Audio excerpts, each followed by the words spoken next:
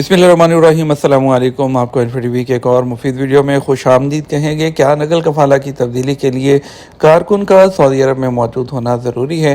Saudi अरब में रहायशी कानून के तहत इकामा होना लाजमी है। सऊदी महकमा पासपोर्ट एंड इमिग्रेशन के कानून के मुताबिक सऊदी अरब में काम करने वाले गैर मुल्कियों के कफीलों के ज़िम्मे कारकुनों के डॉक्यूमेंट मुकम्मल रखने की जिम्मेदारी होती है।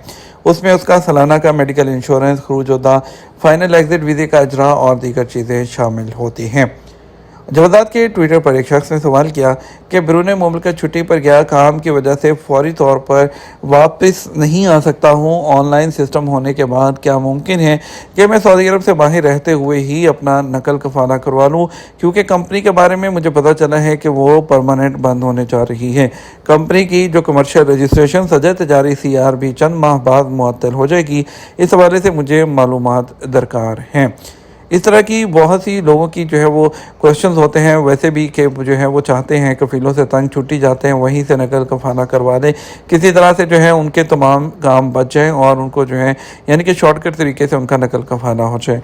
तो जवादात ने इसका क्या जवाब दिया वो हम आपको बताते हैं। सवाल के जवाब में जवादात ने कहा कि इकामा होल्डर कारकुन की नकल कफाला यानी कि स्पॉन्सरशिप की तब्दीली के लिए लाजमी है कि कारकुन सऊदी अरब में ही मौजूद हो।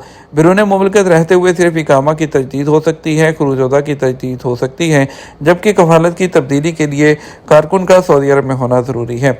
वाज़ेह रहे, कानून के मुताबिक कफालत की तब्दीली के वक़्त जो है यानी स्पॉन्सरशिप की तब्दीली के वक़्त जॉब का एग्रीमेंट किया जाता है, जबकि हकूक़ और वाजिबात की अदायगी के हवाले से भी अहम मामलात होते हैं, जिसके लिए ये मुमकिन नहीं होता कि कारकुन बैरून मुल्क हो और उसकी नकल कफाला की दरख्वास्त दी जा सके।